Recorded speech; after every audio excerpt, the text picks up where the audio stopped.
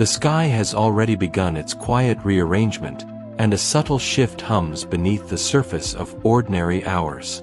A partial lunar eclipse moves into position, not merely a play of shadow and light, but a rare moment when the familiar map of the night sky loses one of its most constant features. The cluster often called the Nine Sisters will fade from view, not because they have vanished, but because the moon's body will step between, cloaking them. Yet the true change isn't in what the eyes can see, it's in the undercurrent weaving through thought, mood, and instinct. Even those indifferent to celestial mechanics may find themselves catching strange flashes of emotion, moments that feel like déjà vu or subtle déjà senti, where nothing in the room has shifted, yet the air carries the weight of an unspoken signal. Have such moments ever happened, uninvited, in the middle of an otherwise normal day? There is a deeper layer to this alignment that charts cannot measure. Across ages and cultures, these nine lights have been imagined as sentinels, quiet gatekeepers watching over the weave of human destiny. Their presence has always been a constant, like the rhythm of breath or the pulse under the skin. But this eclipse is the pause in that rhythm, the rare instant when the watchers avert their gaze. In their absence, something unmeasured steps closer, not as a benevolent guide or a threat, but as a weightless presence pressing inward. The change is not in the heavens but in the mirror the heavens hold up. When the gaze turns away, what steps forward is not simply a shadow, it is a shift in what stands at the center of the stage. And when that happens, what begins to stir is not only seen, it is felt, in ways that will not be mistaken once they arrive. There are moments when the echo of something false feels heavier than the truth itself. As the moon drifts into place and its shadow brushes the path of the nine clustered lights, a peculiar weight begins to form. Not in the sky, but in the quiet chambers of the mind. During the heart of this eclipse, a sudden sensation may rise, as though momentum has stalled, as though life has quietly shifted out of alignment. This heaviness, though convincing, is not born from actual collapse. It is the subtle interference of a dimmed signal, the brief lull when a familiar source of orientation momentarily fades. In that gap, perception distorts. For some, the instinct will be to rush toward solutions, repairing what was never broken. Others may sink into self-doubt, as though every choice now requires proof.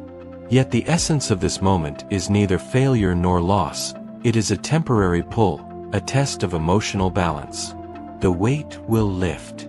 And when it does, direction will return, sharper and truer, marking the difference between those who can feel the undercurrent and those who cannot even sense it. Silence is not always the absence of a voice, sometimes it is the redirection of it.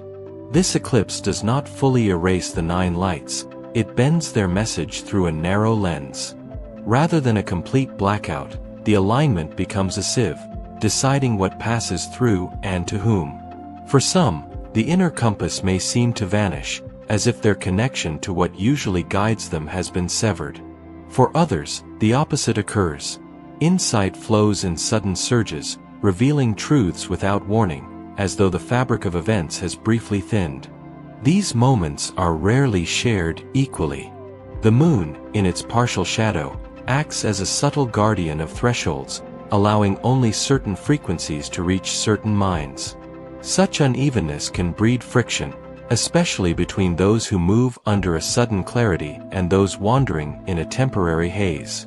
But the imbalance is intentional. It is not about silencing intuition. It is about rerouting it toward where it must be heard most urgently. And perhaps the real question is, on which side of that divide will the next thought land? Numbers sometimes arrive like coded signals, persistent enough to be impossible to dismiss. Lately, the figure 7 may have been slipping into view, embedded in moments, scattered across places the eyes rest without effort. While it might be tempting to file it away as familiar spiritual shorthand, this particular eclipse changes its weight. Here, the moon's slow crossing over the cluster of 7 ancient lights layers meaning upon repetition. 7 is not merely a digit, it is a rhythm embedded into existence. 7 layers of the body's energy, 7 primary tones in a musical scale, 7 days marking the cycle of renewal. Across cultures and systems, it has carried the vibration of transition, the quiet threshold between what has been built and what is ready to dissolve. This is not a dramatic ending, but the subtle sealing of a chapter, the kind that goes unnoticed until the next one begins.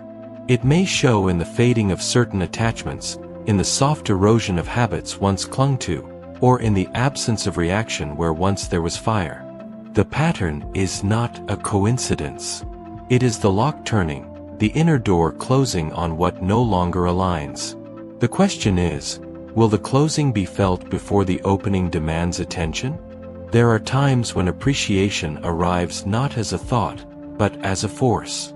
It does not grow slowly. It appears without warning, rising like a tide that has no interest in permission.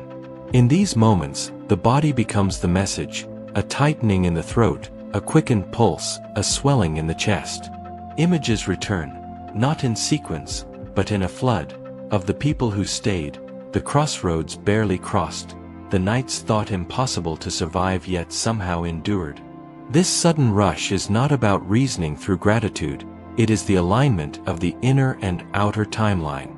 Under the influence of this eclipse, memory folds in on itself, collapsing past trials into a single, undeniable presence in the now.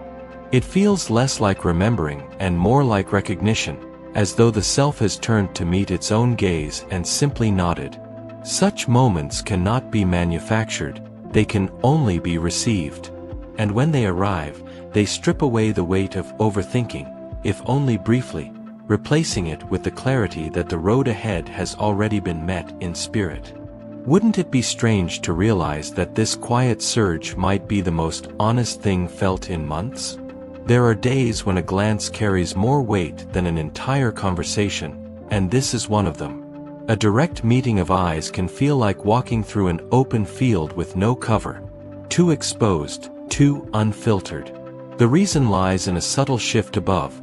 The cluster of 9 lights long tied to unspoken bonds is partially veiled by the moon's shadow. Traditionally linked to the silent exchange between souls, the kind that travels faster than language, this cluster acts as a spiritual lens. When that lens is clouded, the reflection it offers changes. Without that quiet mirror, human interaction becomes more charged. Some gazes seem to strip away outer layers, revealing uninvited truths, lingering tensions, unspoken resentments, or unclaimed tenderness. Others land with a force that feels heavier than words, making even brief encounters strangely exhausting. Public spaces take on a different texture. Faces seem louder than voices, and some turn away abruptly while others linger longer than comfort allows. This distortion isn't imagined. It's an energetic static woven into the silent network of connection, a temporary short circuit that leaves ordinary social cues scrambled until the shadow moves on. There are also moments when awareness slips away without warning, as if something within has stepped out to attend to unfinished business elsewhere. One might be mid-sentence, typing, or half-listening when the shift occurs. The body remains, but the presence is only partly here. These brief absences often pass in seconds, yet leave the strange sensation of having returned from somewhere without memory of the journey. This isn't fatigue or distraction. It is the spirit moving beyond the surface to adjust something deeper. As the moon's shadow begins to withdraw from the 9 lights, the energy they filtered surges back in with sudden force. The self pauses to absorb it, recalibrating silently. While the outside world continues unchanged, the inner world has touched a place that feels more real than the present moment. The eyes refocus, the hands resume, but the body carries the aftertaste of distance, as though it has just landed from an unseen height. It's not zoning out, it's alignment, quiet and precise, happening without conscious permission. And maybe the real question is, how often does this happen without being noticed? There are days when words are irrelevant, and the weight of a person's presence speaks before they do. This is one of those days. The atmosphere seems tuned to amplify essence rather than sound, and some people carry frequencies that feel almost too sharp to bear. The body reacts first, a tightening beneath the ribs, a subtle shift in breathing, before the mind even knows why. Those once tolerated may suddenly feel like static against the skin, while others once avoided may now feel steady and grounding, like standing beside a mountain. This shift isn't chance. With the 9 lights partly veiled, the body's sensors begin filtering interactions according to a kind of spiritual density, the unprocessed residue people carry in their energy. Under this sky, presence itself leaves a trail that lingers. Some auras drain as though they have taken more than they give, others soothe like a deep exhale. Plans may dissolve unexpectedly, sparing an encounter with someone who's been quietly wearing the spirit thin. What draws near and what is instinctively avoided today says more than memory or history could explain. And perhaps the most telling sign is the silence that falls inside when certain people arrive, because that silence is never empty. Partial eclipses have a way of pulling the thread on something that hasn't been tied off. They do not close the book, they hold it open just enough to make the missing pages obvious. This particular one stirs deeper because it brushes against a cluster long tied to the quiet archives of memory and lineage. What rises now has a long shadow, old choices, suspended conversations, or connections that never reached their conclusion. They return not as nostalgia but as a reminder that unfinished moments have their own kind of gravity. The effect is unsettling, fragments of the past pressing forward without offering a final word, as though the universe has tapped a finger against the same spot over and over, waiting for acknowledgement. The sky will not hand over closure, it will only point toward where it is absent. And in that absence, a restless energy grows, compelling action. Sometimes the need for resolution is more transformative than the resolution itself, because it wakes the part of the spirit that refuses to drift asleep again. The question is not whether the past is calling, but whether it will be answered this time. This eclipse does not arrive as a grand illumination, it moves like a dimming switch in the soul. The air feels weighted, yet without spectacle, as if a single gear deep inside has quietly shifted out of place. Its peak hasn't yet come, we are still in the overture, yet its influence is already seeping in, precise and unannounced. This is not an alignment built to hand over revelations, but one designed to withhold them. Its purpose is not to widen vision, but to turn it in another direction, to prompt the unsettling question of what remains unseen. As the moon edges across the cluster of 9 ancient lights, their glow recedes, and with it, an intangible sense of being witnessed. The absence is not merely in the sky, it is in the sudden solitude of spirit, the awareness that, for now, guidance steps aside. Without the watchers, the reflection left is unfiltered, unsoftened, unavoidable. Here, absence becomes louder than presence, and in that strange silence, something vital is being asked. That unspoken question is the key. What is missing? Beneath the shadow, the gap is deliberate, it marks the space where truth has been evaded. This isn't about what the heart is ready to face, it's about what it has avoided naming. The blind spot is not confusion, it is clarity delayed for comfort's sake. Patterns, choices, old selves that linger unacknowledged all drift closer in this shadowed light. The eclipse doesn't press for an answer, it watches to see what will be done with the unease it leaves behind. When its shadow lifts, the return is not to the former self but into the shape carved by this awareness. In the end, it teaches that the most transformative force is not light itself, but the stillness that remains when the light steps away. And perhaps the real challenge is this: what will be done with the space it leaves? The sky holds its breath tonight, though not in anticipation of a grand revelation. This is not the hush before thunder, not the pause before the lights come on. It's the silence after someone leaves the room, when the air still holds the shape of their presence, yet their footsteps are already fading down the hall. The moon moves carefully into position, not to blind the eyes with spectacle, but to quietly take something from the night. The cluster of 9 ancient lights, that steady scatter of silver in the darkness, begins to vanish behind a veil of shadow. Nothing about this scene is frantic. In fact, its stillness is almost unnerving. That's the first clue. When something truly wants to change you, it doesn't always arrive with ceremony. Sometimes it chooses the more devastating approach. It simply takes away what you've been leaning on, without asking if you're ready to stand without it. The Pleiades have been imagined as many things across human memory: keepers, messengers, silent archivists of lives and destinies. But in moments like this, when their light is muted, they are none of these. They are gone.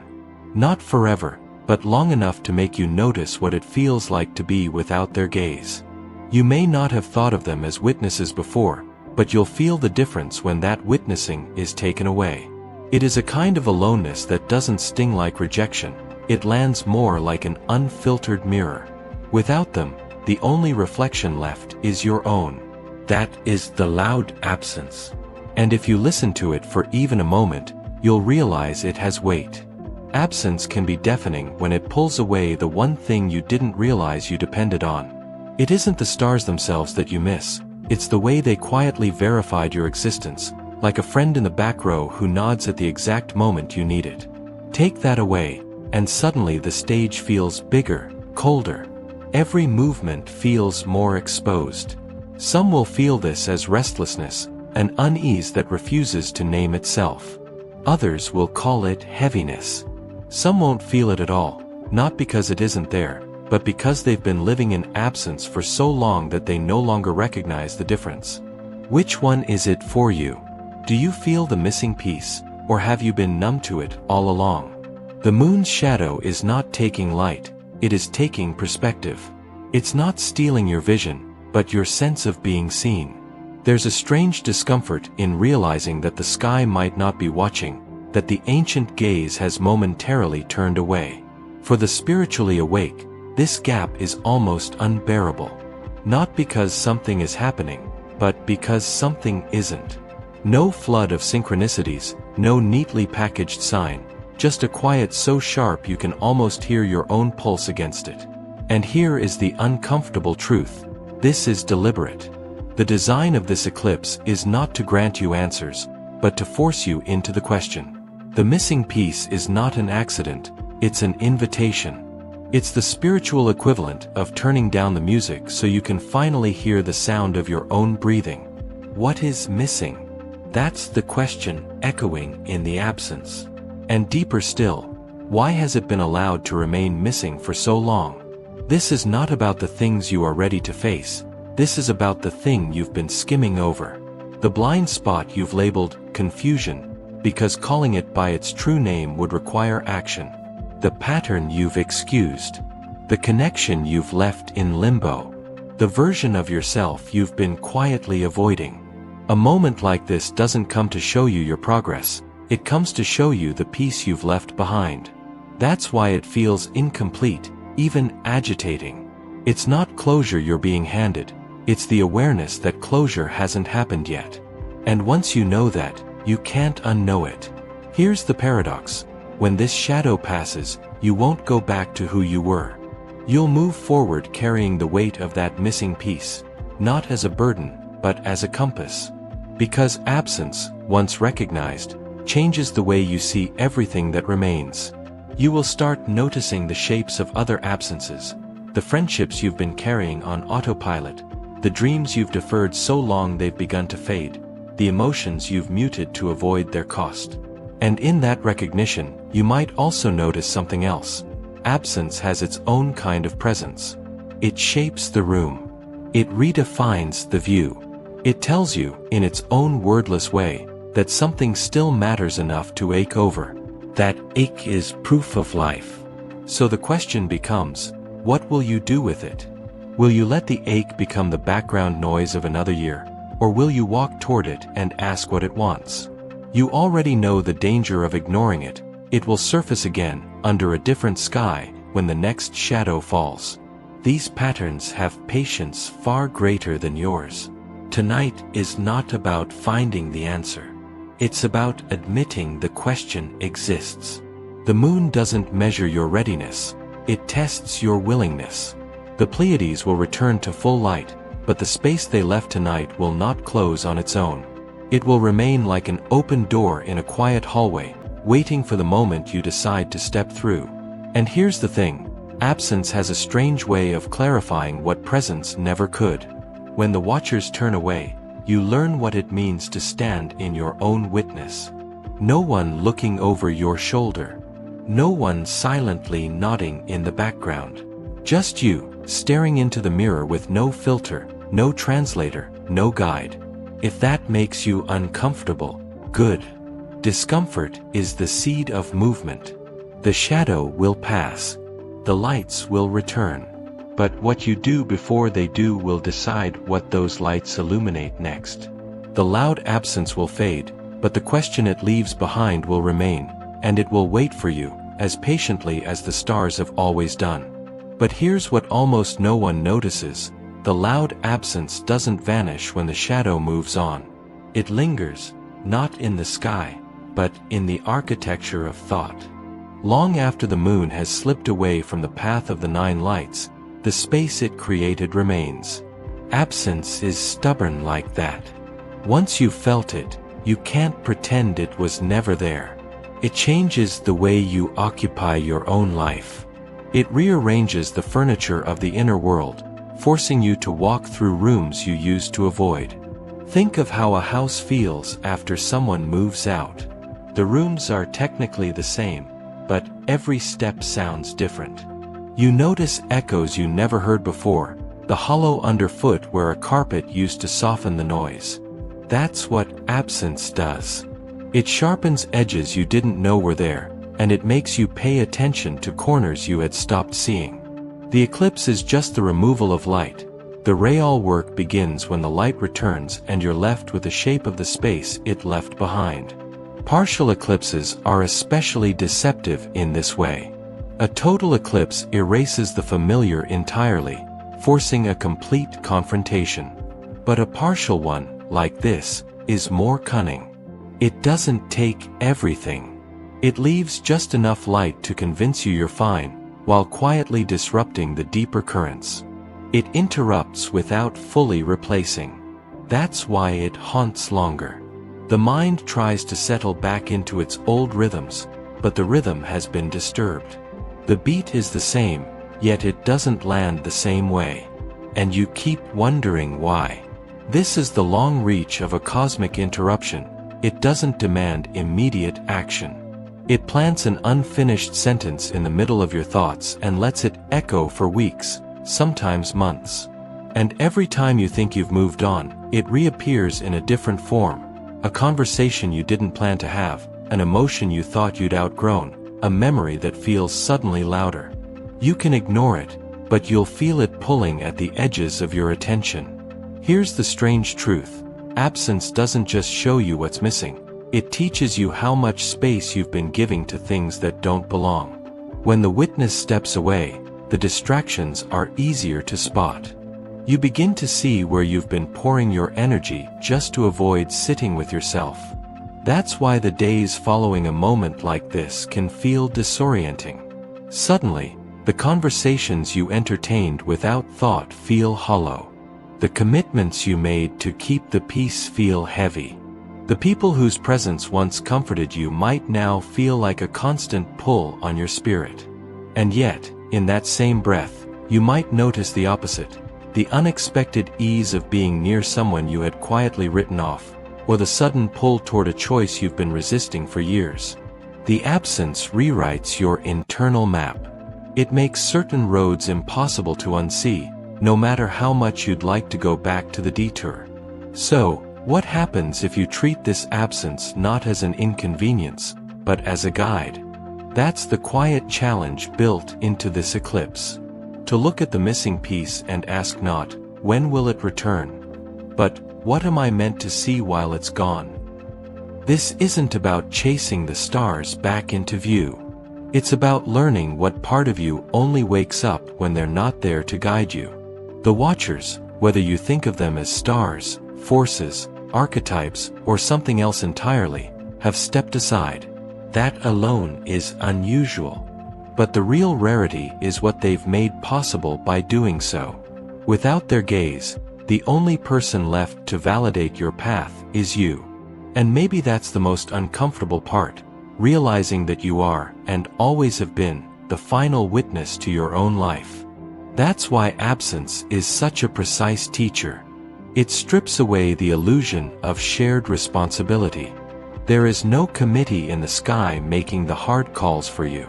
There is no invisible hand pushing you toward the right decision. There is only the choice in front of you, and the quiet voice you've been half listening to for years. Now, in the echo of this eclipse, that voice is the only sound that matters. In a few days, the tension will fade. The world will look normal again. People will go back to their small talk, their routines, their comfortable distractions. But for those who paid attention, something irreversible will have shifted. The next time the watchers turn away, it won't feel like abandonment. It will feel like a summons, a reminder that sometimes the truest clarity comes when the lights go out, and the only thing left to see is the shape of your own shadow.